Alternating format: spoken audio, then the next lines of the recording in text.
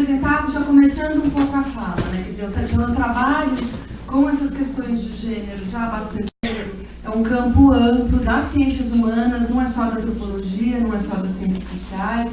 A gente trabalha com autores da história, da filosofia, da sociologia, autoras a maior parte, mas enfim. E a gente tem um grupo lá na antropologia que chama NUMAS, que trabalha com o núcleo dos marcadores sociais da diferença, né? Então, eu estava nessa área quando eu fui chamada para assumir um programa USP Diversidade, na USP, que era um programa dentro do núcleo de direitos. Então, eu vou falar um pouquinho dessa experiência do USP Diversidade, que me levou à Rede Não Cala, né? Então, hoje eu estou aqui um pouco em nome, menos da antropologia e mais da Rede Não Cala, que é uma rede de professoras e pesquisadoras pelo fim da violência sexual e de gênero na USP, né? Uma rede de professoras da USP, por enquanto, né? Mas a gente faz várias questões. Então, vocês vão entender um pouquinho da minha trajetória que tem a ver com isso aqui. Agora, como é que eu vou contar um pouco os problemas que as meninas do coletivo conversaram comigo e pediram para eu vir conversar com vocês um pouco, né? Então, eu vou começar falando de uma coisa mais geral que aconteceu na universidade para poder chegar na questão do assédio, tá? Que é a demanda de vocês, né? Mas, enfim, eu trabalhava com questões de gênero, eu sempre estudei mídia, eu tinha um pezinho nos estudos sobre violência de gênero e violência contra a mulher, pensando a violência doméstica e o acesso à justiça, e foi aqui na universidade, nos últimos 3 anos, 2, 3 anos, que eu comecei a trabalhar mais com questões de violência sexual e assédio, estupro, por conta dos casos da universidade, tá? Então, quer dizer, é a minha própria atuação como docente, né, que me fez chegar nesse tipo de questão, né, aqui na universidade. Não era a minha área, embora eu trabalhasse com gênero há mais ou menos 20 anos, né. Então, eu vou contar um pouquinho para vocês os problemas que eu acho que a gente ouviu sobre a universidade, que nos levaram, inclusive, a fazer a Rede Não Cala, né, e tentar trazer para vocês algumas definições sobre o que é assédio, né. Assédio, nesse sentido que as meninas pediram, né, de assédio sexual, é um termo novo, também para a justiça brasileira, tá? Também em termos de código penal, etc. Eu vou explicar um pouquinho. E eu também estou aprendendo. Então, também eu não vou trazer aqui conclusões definitivas, até porque isso são processos sociais, eles não se fecham, né? Eles não acabam. As leis vão mudando e eu vou mostrar isso um pouquinho para vocês. As leis e a percepção do que é violência vai mudando, né? Então, por exemplo, se eu falo, se num contexto qualquer, que não for esse, se vocês não tivessem visto esse título, eu falasse a palavra violência, quando eu falo assim, a gente tem um problema de violência no Brasil, o que vocês pensam a primeira coisa?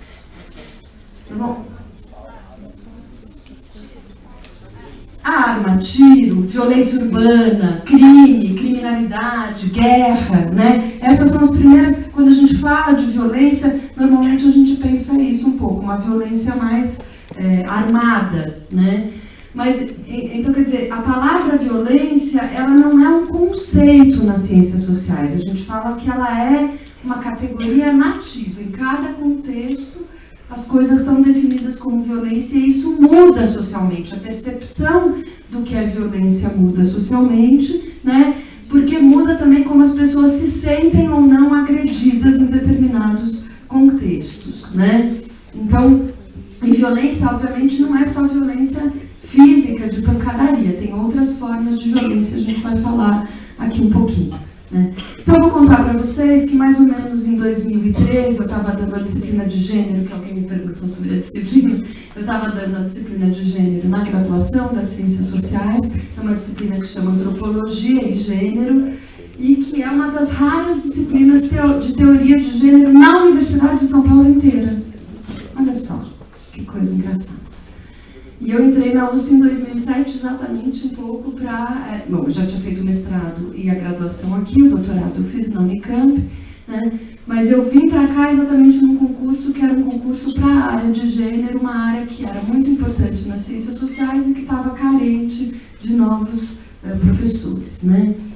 E por conta de dar essa disciplina, eu comecei a ouvir algumas histórias, algumas, especialmente meninas, mas não apenas, mas especialmente meninas, me procuraram, mas alguns rapazes também me procuraram, às vezes no corredor, às vezes no fim da aula, ou antes da aula, uma disciplina que tem uma procura muito, muito grande. Você falou, se não conseguiram se matricular. A última vez que eu dei essa disciplina, tinham 450 pessoas no Júpiter tentando se matricular. Eu aceitei 200, sem a tarde e sem a noite. Mesmo assim foi uma loucura, né? Mas enfim, para vocês saberem como tem demanda disso, né? E como tem busca. E eu estava dando essa disciplina e algumas alunas me procuraram, seja no intervalo, seja no fim da aula, seja no corredor, e começaram a me contar alguns episódios daquilo que eu chamaria de estupro, de violência sexual, inicialmente entre colegas, tá? Alunas das ciências sociais, mas não exclusivamente, de vários cursos e tal, né? Então, a primeira coisa é uma coisa muito difícil de falar, mas que, enfim, vou falar um pouquinho para vocês, não é? Elas me procuraram para falar sobre violência, alguns casos, né? Os casos eu já vou explicar um pouco como é que eram, né? E começaram a me contar também sobre violência doméstica ou violência sexual no CRUSP, na moradia universitária. Esses foram talvez os relatos mais brutais que eu ouvi, tá? E isso me levou a assumir esse programa USP Diversidade dentro da Pró-Reitoria de Cultura e Extensão, dentro de um núcleo de direitos. Mas não é um programa nem de acolhimento, nem de denúncia, nem de investigação. Era um programa assim, para fazer seminários, debates, atividades acadêmicas, né? No entanto, quando eu assumi esse programa, alguns alunos da medicina vieram conversar comigo e começaram a me contar sobre os trotes da medicina e sobre os casos de estupro da medicina, que me deixaram bastante chocadas, né? E isso nos levou, em 2014, a uma audiência pública na Assembleia Legislativa e depois a CPI dos trotes na Assembleia Legislativa, né? Esses problemas não são só da USP, são problemas que estão em todas as universidades, públicas e privadas. Nas privadas é pior, é muito pior, tá? Tem pesquisa, está começando a aparecer pesquisa sobre isso, né? Mas nas universidades públicas é uma questão candente. As pessoas estão pedindo para eu ir para o Paraná, para não sei onde, mas para falar sobre isso. Então, tem muita demanda e eu estou agora dividindo um pouco com as outras professoras da rede Não Cala, porque é muito difícil. Que tipo de denúncia, só para a gente agrupar um pouquinho e pensar, né, que eu ouvi, né? Por um lado, abusos sexuais e estupros, já vou explicar um pouquinho mais. Por outro lado, né, eu agrupei em 4 grupos, só para vocês terem uma ideia um pouco, né? Claro que eu estou fazendo um agrupamento de coisas que são muito diversas, né? Que a gente nas ciências humanas faz assim, bom, em várias, né? A gente vai agrupando por tipos, não é? Por categorias, não é assim que a gente vai fazendo. Então, um universo de casos eram de abusos sexuais e estupros, normalmente entre colegas, entre alunos, né? Seja da graduação, seja da pós-graduação, tá? Outro grupo de denúncias tinha a ver com trotes ou rituais ou festas tradicionais, né? Onde havia práticas instituídas de abusos físicos e psicológicos entre colegas, né? Isso apareceu na medicina, isso apareceu na Exalc, muito forte, na odonto, na veterinária, né? Na poli, no direito, principalmente nas faculdades mais antigas, de cursos mais tradicionais, anteriores à própria formação da Universidade de São Paulo, né? Vocês sabem que a USP é de 1934, alguns desses cursos, o direito, a medicina, a Exalc, são ou do final do século XIX ou do começo do século XX. Então, eles são anteriores à própria formação da Universidade de São Paulo, e muito do argumento em defesa dos trotes é dizer, não, é uma tradição da instituição, etc. e tal. É uma tradição anterior à Constituição nossa de 1988, e que tem elementos absolutamente criminosos, se a gente olhar a Constituição. Tá? Mas obrigar as pessoas, constranger as pessoas a fazer aquilo que ela não quer, desde 1988, é crime, não só é crime, mas como é a base da nossa Constituição de 1988. É uma dos pilares pilares da Constituição de 1988. Né? Um outro grupo de denúncias muito mais difusa, muito mais difícil de falar, e que só agora a gente está começando a entender melhor os mecanismos, são as denúncias sobre assédio sexual. Esse é o tema mais difícil para eu falar, já falei muito sobre trote e sobre estupro, e agora eu vou tentar falar sobre assédio para vocês. De novo, com limitações, eu também estou aprendendo, tá, gente? Então a ideia aqui também é a gente parar para refletir juntos, né? De algum jeito, né? Então, denúncias de assédio sexual, principalmente entre professores, homens e alunas mulheres. Eu não ouvi, isso não quer dizer que não tenha de diferentes formas aí, né? Aluno com professor homem, né? E aluno homem com professor homem, porque, enfim, as sexualidades são várias, né, gente? Vocês sabem, eu espero, né? Enfim. E outros problemas mais variados que também a gente tem que enfrentar e tem que discutir na universidade. E eu fui descobrindo que os nossos regimentos, o nosso código de ética, o nosso estatuto, nada disso existe. Então, nada disso existe conscientemente nos regulamentos da universidade, o que é bem assustador. A gente também tem que mexer nessa parte de mexer nos regulamentos, porque qual é a regra? Fica muito difícil se a gente não sabe, né, regrar a convivência cotidiana, se a gente não sabe qual é a regra do jogo, né? Mas outros problemas como machismo, racismo, homofobia, transfobia, assédio moral, enfim, diversos, né? Eu vou passar rapidamente sobre a questão da violência sexual, porque uma coisa está relacionada com a outra, tá? Então já vou chegar, enfim, esse foi o procedimento que eu fiz, eu vou mudar de lugar.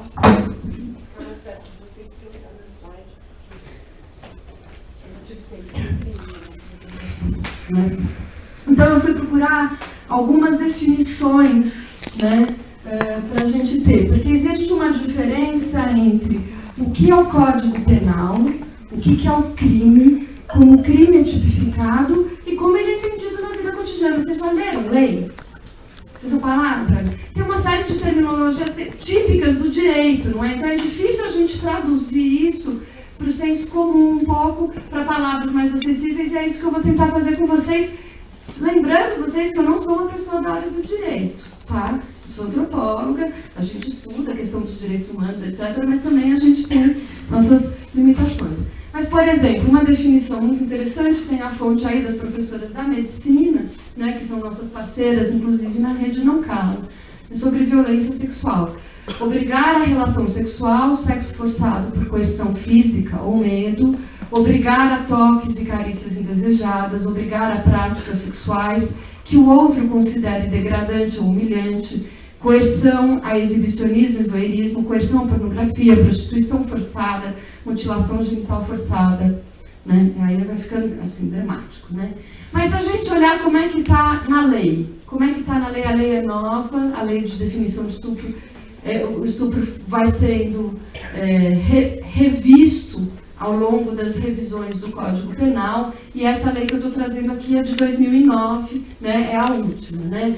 O estupro, artigo 213, constranger alguém, mediante violência ou grave ameaça, a ter conjunção carnal, ou praticar ou permitir que com ele se pratique outro ato libidinoso. Conjunção carnal, vocês sabem o que é? Sexo penetrativo, penetração vaginal. Tá? Isso é conjunção carnal no termo. Ato libidinoso, todos os milhões de outras práticas sexuais além desta, desde o beijo. Tá? Desde o beijo. Então, veja bem, para ser estupro, não precisa ter penetração vaginal. Tá lá, se a gente continuar no Código Penal, estupro de vulnerável, 217A, tem conjunção carnal com menor de 14 anos, mas me importa retomar esse parágrafo primeiro. Incorre na mesma pena quem pratica as ações descritas no caput, né, que são esses artigos, com alguém que, por enfermidade ou deficiência mental, não tem o necessário discernimento para a prática do ato, ou que, por qualquer outra causa, não pode oferecer resistência. Por que eu estou chamando a atenção disso? Porque a maior parte dos casos de estupro que a gente tem na universidade não são estupros mediante violência extrema. Não são estupros que resultam de comportamento, embora a gente tenha uma parte do chamado estupro, que eu chamo, né, da rua escura, quer dizer, uma moça está andando na rua e ela é atacada por alguém violentamente, por uma pessoa desconhecida, isso acontece muito em campos universitários, em geral, né? Esta não é a maior parte dos casos que a gente está tratando na universidade. Por quê? Porque isso é um problema grave, isso tem que melhorar a segurança, iluminação, etc. e tal, mas esse tipo de estupro aqui na USP já aconteceu até, deixa eu dizer para vocês, com PMs e segurança da universidade, que já foram perpetradores de violência. Então não basta botar PM na universidade se a gente não treinar essa PM, tá? Eu sei, é difícil, né? Mas eu vou falar, vocês pediram agora, né? Como é que elas acontecem com mais frequência na universidade? Né? Acontecem nas festas, nas repúblicas, dentro e fora do campus. Tem tanto abusos planejados, né? Como, por exemplo, é um dos casos que virou escandaloso da medicina, né? Então, aquele rapaz da medicina que está suspenso, mas que em algum momento pode ainda receber o seu diploma e que quer ser obstetra, eu vou dizer para vocês, ele estuprou, que a gente sabe, 6 colegas, dando remédio para dormir, dopou. Essas moças não sabem quantas pessoas estupraram elas nas festas. Vocês entendem isso? Ele dopou não só para ele. Isso é estupro planejado, isso ninguém tem dúvida. Alguém tem dúvida que isso é criminoso? Não, né? Ninguém tem dúvida que isso é criminoso, talvez exceto o diretor da Faculdade de Medicina da USP. Mas, enfim, o problema é o seguinte, no nosso código da universidade não tem essa categoria. A gente não pode punir um aluno por estupro numa sindicância ou num processo disciplinar. Mas a gente pode punir um aluno por atrapalhar a vida acadêmica. E é esse recurso que a gente tem que usar, eu sei. Mas, enfim, essas alunas adoeceram, essas alunas desistiram, e isso, então, pode permitir uma pena disciplinar para esse aluno, inclusive a expulsão. Deveria permitir a expulsão desse aluno. Assim como tem casos de violência sexual um pouco mais difíceis de definir. Então, por exemplo, esse é o caso mais extremo que eu contei para vocês, é o cara que dopou uma menina, deixou ela na festa, não só ele abusou da menina, como outras pessoas abusaram, né? Os amigos socorreram, levaram ela para HC, ela foi atendida no atendimento pós-estupro. Se alguém sofrer violência sexual, mesmo dias após o acontecido, procure o médico, procure atendimento pós-estupro, tem direito à pílula do dia seguinte, tem direito ao antirretroviral, tem direito a vários exames por causa de doenças sexualmente transmissíveis. Tá? Mesmo que já tenha passado alguns dias, vá ao médico, é importante, tá? Mas existe essa menina foi para o HC e o prontuário dela desapareceu. Então, eu quero dizer, para contar isso para vocês, é muito delicado, mas é muito grave, isso está lá nos documentos da CPI, isso saiu no jornal Estado de São Paulo, então não estou contando algo que é segredo, não, estou contando algo que já ficou público. Mas a grande maior parte dos casos não é tão dramático assim. Na Exalc teve um caso assim também, tá? A menina ter sido dopada, estuprada por várias pessoas, etc. A maior parte dos casos são das festas, por exemplo, né? Que uma pessoa, ou porque bebeu demais, ou porque fez uso de droga, ou porque estava muito cansada, ficou, por exemplo, uma menina vai dormir num canto na festa e ela acorda com alguém abusando dela. Tá certo? Né? E aí o argumento é dizer, não, mas ela estava na festa, não, mas ela estava de mini saia, não, mas ela bebeu, ela deu bola, ela beijou ela queria. Não importa. Não importa. Tá? Se a pessoa não está em condição de consentir, é crime. Se ela não está em condição de participar da folia, é estupro. Se ela não pode escolher, seja porque ela está bêbada, seja porque ela está dormindo, seja porque ela está drogada, seja porque qualquer coisa, isso é estupro. Então, sexo sem consentimento é estupro. E o problema, claro, é a fronteira do consentimento. Né? Quando foi consentido, quando não foi consentido. Na dúvida, lá nos Estados Unidos, eles falam a lei do sim. Se não houve não, mas não houve sim, cuidado. A noção é que houve um não. Né? E se a pessoa está afim, ela vai demonstrar que ela está afim. É algo que a sociedade mudou, as mulheres não precisam ser mais difíceis, né? A moralidade sexual mudou, né? E é isso que a gente precisa tratar. Né? Essa questão, ela reflete algo mais geral na sociedade brasileira, ou seja, o que a gente sabe de dados, e vocês podem olhar a pesquisa recente do IPEA e o mapa da violência também, né? Então tem pesquisas públicas, bastante dados públicos sobre isso, e eles mostram a maior parte dos casos de violência sexual no Brasil se dá entre pessoas que se conhecem, tá certo? São pessoas que trabalham juntos, são amigos, são namorados, são colegas de trabalho, são vizinhos, são parentes, são marido e mulher. Né? É um tema delicado, mas é isso. Né? Calcula-se que no Brasil, mais ou menos, só 10% dos casos sejam de fato denunciados na delegacia. Tá? Por quê? Porque na maior parte dos casos, a vítima se sente culpada. Ela fala, onde foi que eu errei? 2, ela é culpada pelos outros. Mesmo que ela chegue, às vezes, numa delegacia da defesa da mulher, se ela não tiver sido visivelmente espancada, é provável que caia uma desconfiança sobre ela.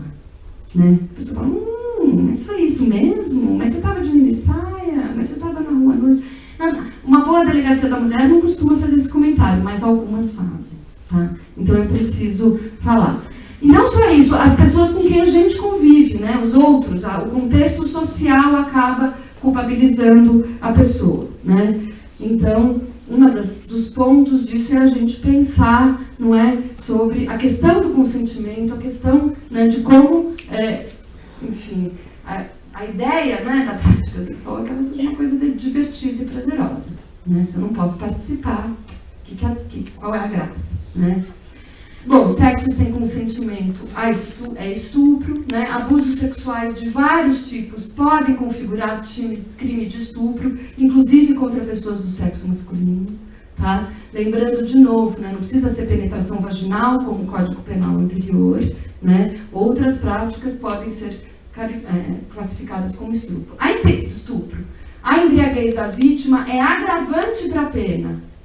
Não é desculpa. Ela estava bêbada, então eu podia abusar. Não. Isso torna a pena mais grave. Se a pessoa estava bêbada, se a pessoa estava vulnerável de algum jeito, né, a pena se torna mais grave. Né? A vítima não é culpada, né? Embriaguez, festa, roupa, paquera anterior ou relacionamento anterior não justifica. Né? Se a pessoa não pode consentir ativamente, tem um S a mais ali, desculpem, não abuse. Né? Sobre isso, eu recomendo para todo mundo o famoso vídeo do chazinho, vocês já viram? Chá e consentimento? Né? Eu acho que ele é bem explicativo nesse sentido. Mas a pretensão de vocês era a gente chegar na categoria assédio sexual. Né? O que é assédio sexual? Né? Então, primeiro eu vou botar aqui a lei, né? A definição legal. Constranger alguém com o intuito de obter vantagem ou favorecimento sexual, prevalecendo-se o agente de sua condição de superior hierárquico ou ascendência inerentes ao exercício do emprego, cargo ou função. Então vejam que na definição brasileira o assédio sexual faz parte da noção de ambiente de trabalho. Né? E aí algumas pessoas me perguntam, mas e a campanha Chega de Fio-Fio? O que é assédio ali? Eu já vou chegar, tá bom? Lá. Mas eu quero mostrar a atenção, quer dizer, tem a ver com uma situação de desigualdade de hierarquia. E isso, para efeitos da universidade, pode falar de outras relações hierárquicas que temos aqui dentro. Não só de um superior com o seu funcionário, por exemplo, não é? Que seria o caso mais imaginado, mas também da relação professor-aluno, orientador-residente, né? Orientador orientando, né? Esse tipo de relações. Gente, tem bastante lugar aqui desse lado, ó. E pode entrar e sair, eu não me importo. Né? Se vocês aqui no chão quiserem sentar nas cadeiras também. Né? Como é que isso aparece, por exemplo, né, em definições um pouco mais alargadas do problema? Então, de novo, eu vou recorrer a minhas colegas Lila Schreiber e Ana Flávia de Oliveira. Né? Eu que falei, pode ler. Assédio sexual pode expressar-se por qualquer dos atos de violência sexual enquanto coerção nas relações de trabalho, inclusive relações de ensino. Segundo a Organização Mundial do Trabalho, embora frequente, não é necessário haver diferença hierárquica, mas ser condição clara para manter o emprego, influir na promoção da carreira e prejudicar o rendimento profissional.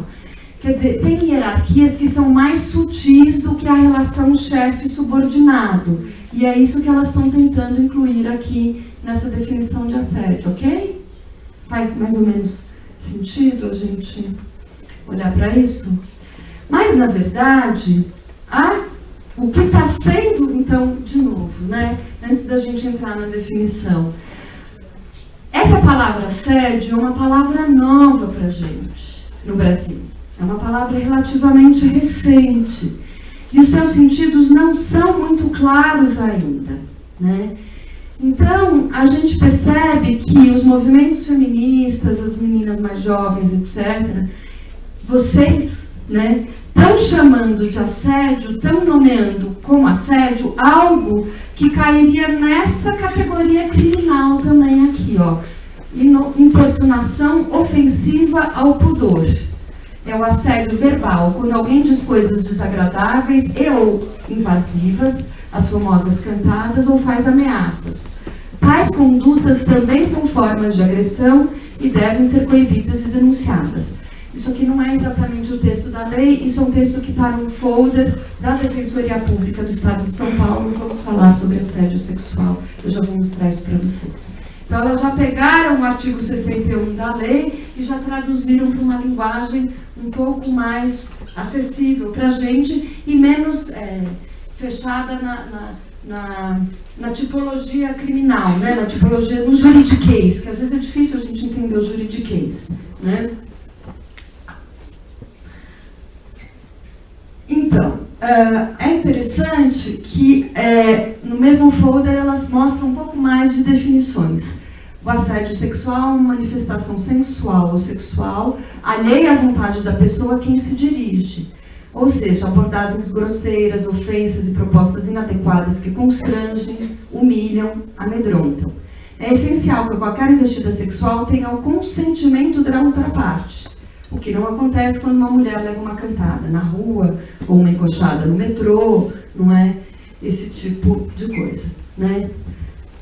E aí, olha só, na questão do estupro, aparece um pouco a fronteira, né, entre o que é o sexo consentido e o que é a violência, né? Eu explorei muito resumidamente para vocês a ideia do consentimento, de ter a participação, tá certo? Dos dois lados, né? Ou mais lados, se quiserem um sexo divertido. Brincando, né, gente? Mas enfim, vamos relaxar um pouquinho. Mais gente, né? 3, 4, desde que tenha consentimento, né? Com consentimento, tudo bem.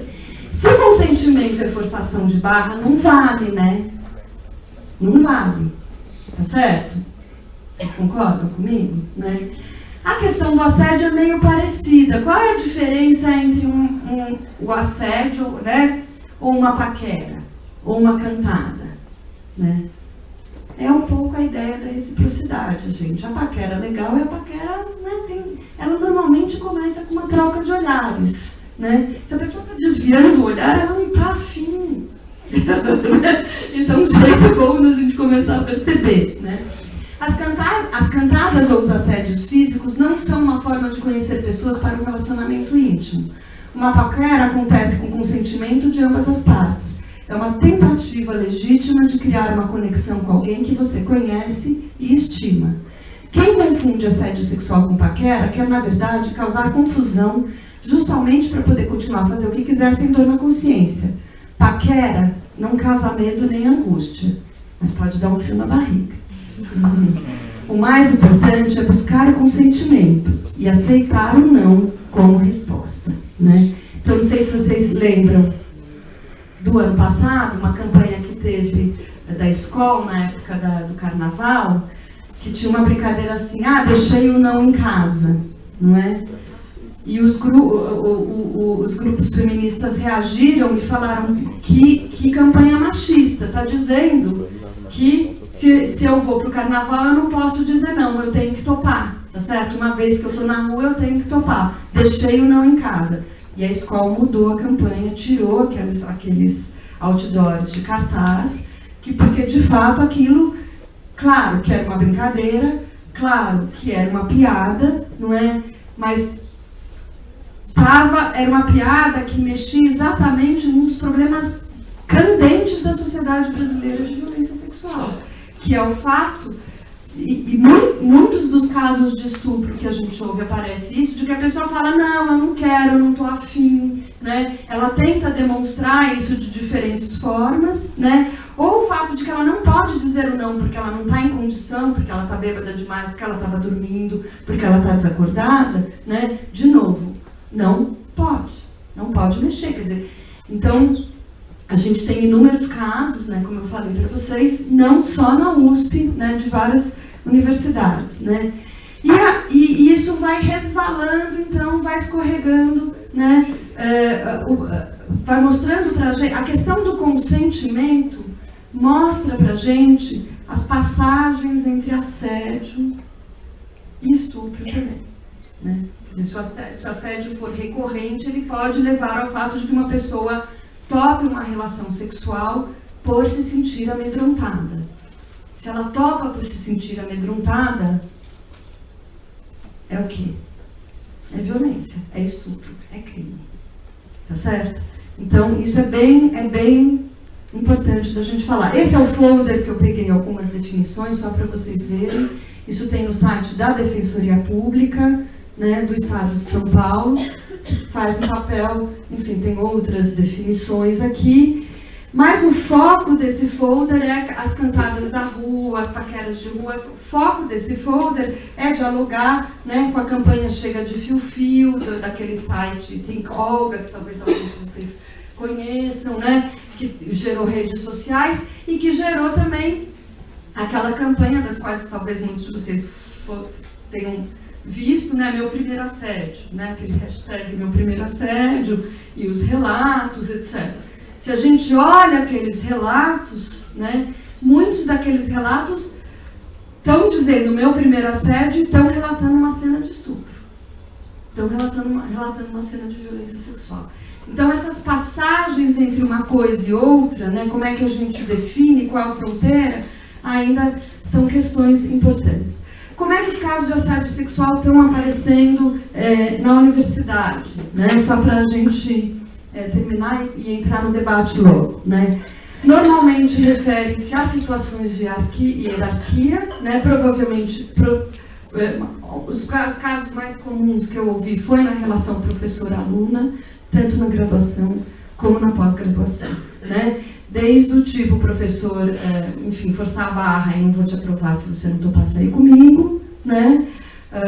Até um caso que a gente teve do orientador não queria deixar a menina ir para a defesa se ela não transasse com ele, né? E a gente conseguiu, eu não vou falar qual unidade, mas a gente conseguiu dar um prazo maior para a menina e mudar de orientador, sem necessariamente denunciar explicitamente o caso como assédio sexual, porque é muito difícil comprovar isso, tá? Essa é a preocupação. Aliás, é muito difícil comprovar estupro também, mas deixa eu dizer uma coisa para vocês, não precisa ter prova material para comprovar estupro, tá? Essa ideia de que tem que ter o exame do corpo de delito depois, no dia seguinte, feito na hora, não é verdade. Né? O famoso caso do Rogério Delmaci, vocês lembram daquele médico? Não tinha nenhum exame de corpo de delito e ele foi condenado. Tá? Então, não é verdade quando falarem para vocês, você não tem como provar porque você não tem prova material? Mais ou menos. Mais ou menos, porque tem outras formas. Né?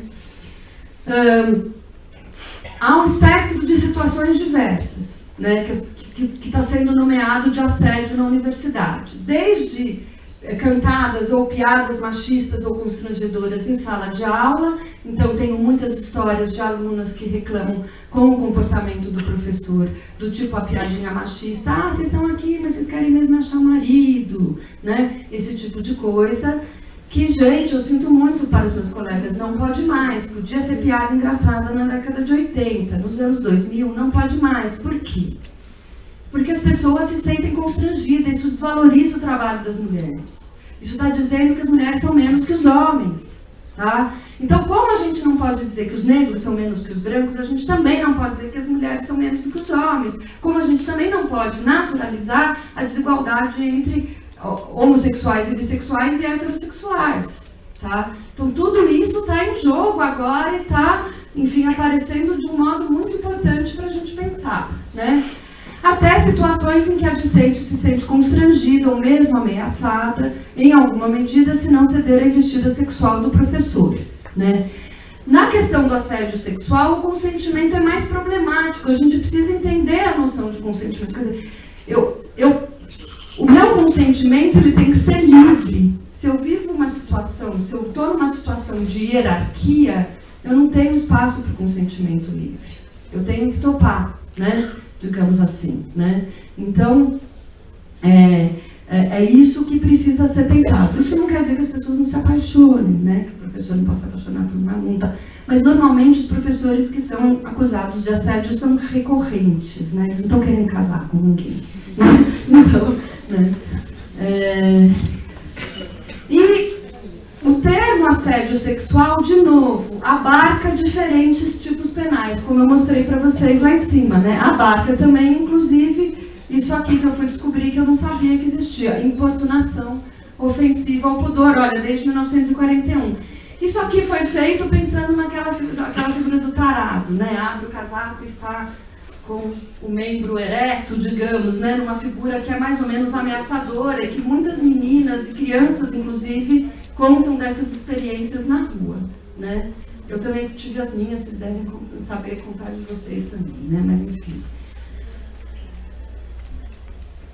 Bom, e aí o problema, o que está acontecendo agora? Né? Então, a outra pergunta recorrente é, aumentaram os casos de violência?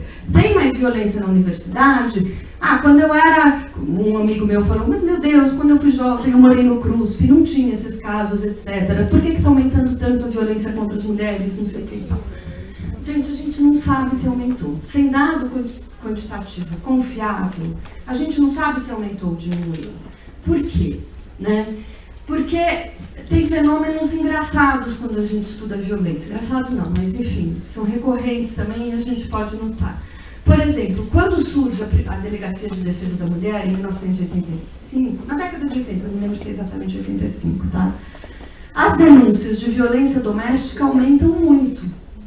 Isso não quer dizer que a violência doméstica tenha aumentado, mas que houve um canal de denúncia. Vocês entendem a diferença? Então, sempre que se abre um canal de denúncia, parece que a violência aumenta. Isso não quer dizer que a violência necessariamente aumentou, mas quer dizer que ela está sendo falada. Vocês entendem isso? Né? Às vezes, pode ser, inclusive, que tenha aumentado. A gente não sabe, tá certo? Mas a gente tem que tomar cuidado em concluir que a violência aumentou sem entender esse mecanismo anterior um pouco, né? Quer dizer, tem vários fatores e um dos fatores, não é a maior visibilidade dos casos, o maior apoio para as denúncias desses casos. É as pessoas se sentirem mais possíveis de falar, e uma das maneiras possíveis de falar é uma maneira anônima, na campanha do primeiro assédio, por exemplo. Né? Então, o que a gente vê? A gente vê uma série de coletivos feministas e LGBT na universidade crescendo muito. Nesta universidade aqui nos últimos 4 ou 5 anos, a gente tem uma explosão de coletivos feministas e LGBT em diversos cursos, né? Na maior parte, eu acho, dos cursos, né? E as pessoas estão se sentindo mais apoiadas para falar, tá certo? Né?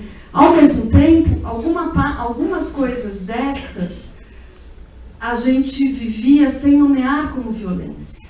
Né? Então eu lembro, né, quando eu era uma jovem, de situações de medo, com cantada na rua, etc. e tal, mas eu não tinha a palavra assédio. Né? Então eu me lembro, enfim, de chegar em casa chorando mal, por sofrer uma situação de uma cantada de rua mais agressiva, mais violenta, que me amedrontou, não é? Que me deixou assustada, que me deixou com medo, mas eu não tinha uma palavra para nomear isso como violência. Eu não tinha para quem falar. Vocês entendem isso? Né? A não ser talvez para as minhas amigas, né? Mas a gente fala, ele é um bosta, um grosseiro, né, não sei o quê, barará, barará. Mas a gente não tinha a palavra assédio para pensar isso como uma categoria de violência. Embora talvez a gente sinta isso, a gente está questionando também essa culpabilização da vítima nos casos de violência doméstica. Então, grosso modo, era isso que eu queria trazer para vocês. Eu achei que eu tinha mais tempo, eu vou parar por aqui para a gente poder ter um bate-bola de perguntas e respostas, né? Eu tenho muito mais para falar, mas eu acho que é legal ouvir um pouco vocês para a gente também poder debater, poder refletir junto sobre isso. Obrigada.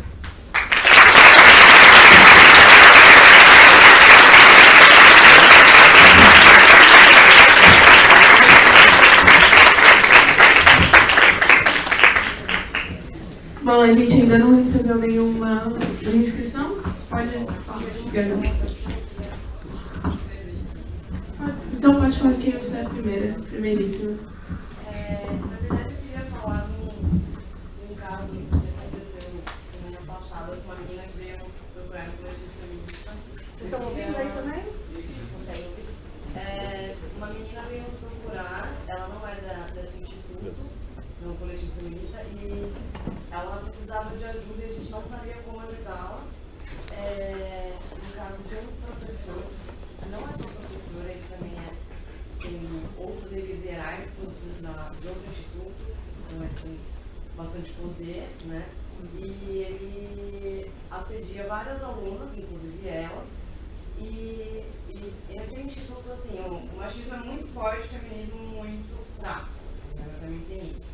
Então as meninas, elas também se sentem acuadas para expor os casos, mas elas também, não só isso, elas também se sentem elas são meio que convencidas de não fazer nada, de deixar de lado, e também e ele também faz coisas mexendo com o psicológico delas, como investir como fala, eu tinha falado com você, de competição feminina, sabe?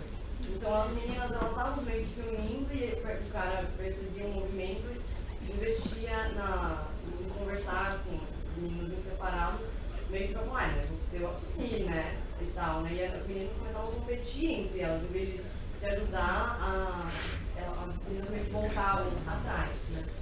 E a menina que veio nos procurar, ela falou que o cara tem feito várias coisas como desmoralização dela frente às pessoas do local de trabalho dela, porque ela foi demitida, né, do local de trabalho que ela estava, ela não consegue emprego em outros lugares, porque ele não só é influente na universidade, mas fora. E é uma pessoa de muito renome dentro, fora da USP, muito conhecido, tem esse cargo de poder ali do professor, e ela basicamente não tem como denunciar ele, porque sabe que os caras que estão no poder também são amigos dele, não vai ser levado pra frente. Inclusive o sonho dele é ser reitor da USP. Então, é um caso assim, a gente é muito preocupante, a gente não sabia nem como ajudá-la, mas eu viu que a gente fez 2 horas, ela tinha muita coisa para contar, e várias histórias de várias meninas que também têm acabado com as vidas delas, profissionais. A menina tem uma história que foi depressão durante anos. Ela até falou, nossa, meu pai morreu há alguns anos, eu fiquei muito triste, foi muito difícil para mim, mas eu não tenho depressão. Eu tive que remoldar totalmente a minha vida profissional. Meu sonho sempre foi ser tal coisa, né? Mas eu tive que remoldar totalmente a minha vida, porque eu não consigo mais emprego nisso. E já teve meninas que ele tirou do doutorado, sabe? Que ele tirou as bolsas assim delas, ou assediou elas, agrediu elas verbalmente de diversas formas, quando percebeu que elas tinham namorados e ele estava achando que ela também estava, por ser simpática, estava respondendo as investidas dele, né? Então ele basicamente só respeita homens. É aquele tipo de cara que, sabe aquele machista padrão, assim, que todo mundo fala? O que é um machista? É aquele cara, assim, que fala nas aulas, assim, tipo, mostrava foto de mulheres, assim, nos slides da aula e falava, nossa, perdi minha atenção agora, nossa, perdi minha linha de raciocínio. E esse tipo de coisa, assim, sabe? Era aquele claro machista, só que ele tem muita gente envolvendo ele, né? E isso é muito comum entre os homens, na verdade, né? Eles conseguem se blindar, né? fato, na blindagem, né? Eu queria saber o que fazer e se a rede não calma poderia ajudar essas vítimas. As outras perguntas vão no mesmo sentido? Será que a gente junta? Não? Então eu vou responder essa. Eu sabia que havia perguntas do tipo, o que fazer, como fazer. Então, a minha primeira coisa que eu preciso dizer é assim, eu saí do Núcleo de Direitos e eu apoiei a coisa da CPI porque a universidade naturaliza e abafa esses casos. Então, o caso da medicina, isso foi muito claro, tá certo? Mas não é só a medicina, né? Esse outro caso que você está falando não é nem da medicina, não é? Então, primeira coisa é o seguinte, tem uma naturalização aí, tanto do desejo sexual masculino como algo que talvez não pode se controlar, né? Porque não é verdade, vocês estão aqui, ninguém tá, né? Eu posso falar de sexo, vocês não vão, né? Enfim, ficar loucos, eu espero, né? Mas tem uma naturalização de que isso, não, mas esse professor é assim mesmo, mas no fim ele é igual a gente, mas não sei o que, quer dizer, tem várias coisas aí que são difíceis de lidar. Deste jeito, do jeito que está o nosso regimento, a gente tem poucos caminhos formais na universidade, tá? Mas se a gente quiser fazer uma denúncia na universidade, e isso eu botei no site lá do USP Diversidade, tem uma abinha que é como fazer uma denúncia. Pessoa não grata faz essas coisas, às vezes, gente. A gente tem que denunciar para o diretor da unidade, no caso da USP, tá? Cada universidade, os regimentos são diferentes. Para o diretor da unidade, né? É o diretor da unidade que pode abrir uma sindicância. Como os diretores da unidade muitas vezes não querem que esses casos sejam abertos, eu sempre falo, em paralelo, faço uma denúncia para a ouvidoria. Porque a ouvidoria tem a função de pressionar para que o caso seja averiguado. E, em paralelo, a mesma denúncia, eu diria, para o escritório USP Mulher, que é novo e que agora existe, tá certo? Então, eu diria que são 4 caminhos de denúncia paralela. A direção, a ouvidoria, o USP Mulher, a Comissão de Direitos Humanos da USP e 5, a Rede Não Cala, porque a gente pode ajudar na medida do possível. Nós, na verdade, não estamos conseguindo ajudar todo mundo ao mesmo tempo, porque é muito difícil, mas em alguns casos a gente está conseguindo atuar, né? E agora, é urgente e é fundamental que a gente fale sobre isso na universidade. Porque alguns colegas, professores, às vezes eles não se dão conta do tipo de constrangimento que eles estão provocando. Esse aí talvez não, esse é um caso mais grave, mas, né, enfim, de qualquer forma, eu acho que é preciso falar disso, tá? Tem mais perguntas, mas enfim. E no limite, na verdade, a denúncia na justiça comum. Por quê? Porque a gente não pode julgar esse tipo de crime, de novo. Assédio, como ele é um superior hierárquico, cabe no assédio no item trabalhista ali, quer dizer, não é do trabalho, da justiça do trabalho estrito sensu, mas como ele está jogando com uma hierarquia óbvia aí, pelo caso, né, então é uma pessoa que tem provavelmente quer ser diretor da unidade, né, esse tipo de coisa, que tem pretensões, quer dizer, está num lugar hierárquico, o ideal é poder fazer uma denúncia na delegacia, mas com uma advogada feminista junto e esses casos, o ideal é que a denúncia seja coletiva, ou seja, que se consiga juntar várias pessoas que se sentiram vítimas e que elas contem o padrão, porque a recorrência no comportamento do agressor acaba sendo uma prova contra ele mesmo. De novo, foi isso que aconteceu no processo do Dr. Roger Abdelmaci. Eu fiquei confundida numa coisa. Quando você falou de vulnerabilidade, né? Você estava falando de crianças, né? Também, né? Mas está bêbada ou qualquer coisa. Esse mesmo, segunda pessoa se relacionou já com uma. Ele com mais de 40 anos já se relacionou com uma bichete de 19 anos, sabe? Então, assim, não está previsto na lei, né? Mas é aquele tipo de coisa que ele escolhe vítimas que sabe, né? Que vão. Precisa de uma boa advogada feminista. Porque tem como provar que é uma pessoa de 19 anos é vulnerável, sabe? Então, ela não é, pela lei, ela não é mais vulnerável, é menor de 14 anos, em termos de estupro, tá? Mas o que pega é a hierarquia, o que eu acho que pode pegar é a hierarquia, né? Já existe, tipo, uma disparidade muito grande no relacionamento heterossexual, né, a favor do homem, assim, mas principalmente quando o cara é muito mais velho do que a menina, e a menina, na verdade, tem 19 anos, 17 anos, assim, tem um abismo, assim, de experiência, Vamos passar para as outras perguntas, depois a gente volta, tá bom?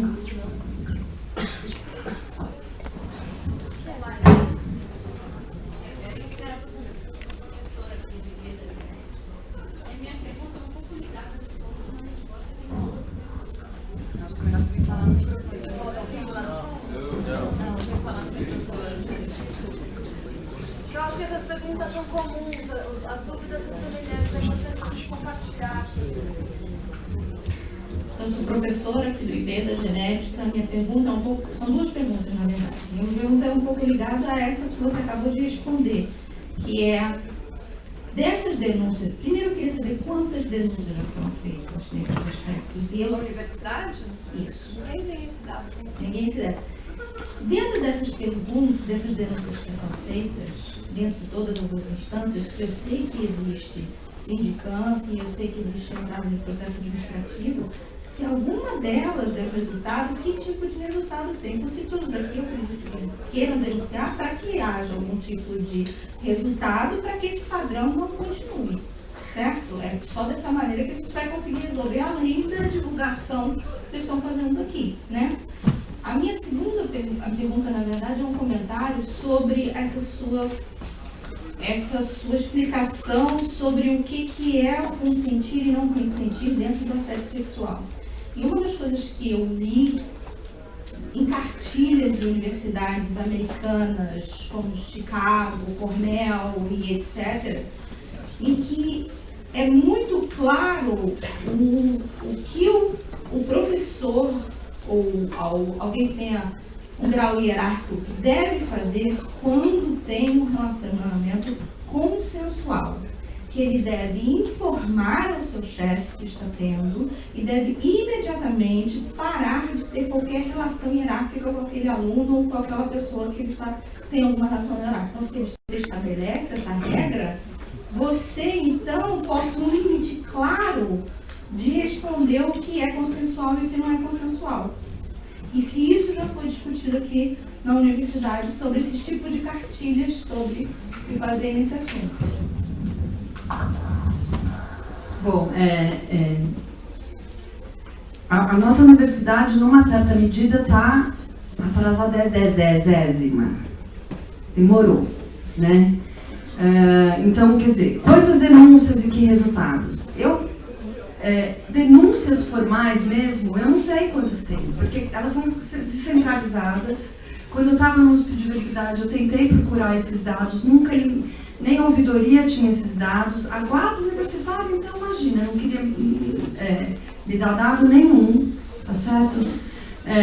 Então, eu não tenho como saber, mas a Comissão de Direitos Humanos centralizada na reitoria hoje, ela deveria saber, né? E a ouvidora pode ser que saiba, né? Então, se é difícil fazer denúncia de estupro, é mais difícil ainda fazer denúncia de assédio, porque, de novo, é difícil comprovar, tá certo? Então, uma das formas de comprovar, na sua pergunta, é você ter vários casos recorrentes, e essa recorrência costuma ser um comprovante jurídico, né? Mas, de fato, falta a gente ter regras claras na USP. Eu já cobrei isso, já falei sobre isso diretamente com o reitor, que falou, não, mas a doutora Maria Paula Darlari vai fazer um novo código de ética, não sei o que, eu falei, devíamos fazer em debate, em ouvindo. Existe uma regra do funcionário público. Existe uma regra do funcionário público.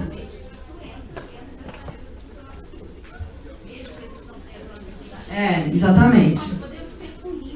Nós podemos ser punidos porque nós somos funcionários públicos, nós temos fé pública, inclusive, né? A gente tem que ser mais exemplar ainda, né?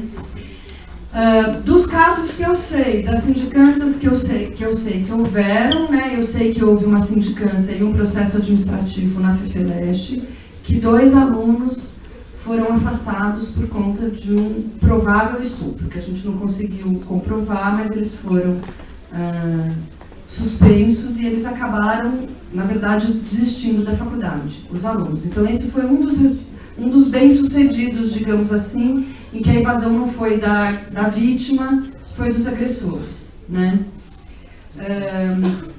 Mas eu não tenho como saber todos os resultados. Alguns desses resultados, porque esses processos, as sindicâncias correm muitas vezes em sigilo, né? Que eu saiba, não, mas isso não quer dizer que não. Recebeu qualquer tipo de advertência ou punição? Eu não sei. Eu não sei te dizer, com certeza eu não sei te dizer, né? Mas tem 2 coisas que a gente precisa fazer. A gente precisa ter regras claras para a universidade, não só do funcionário público, né?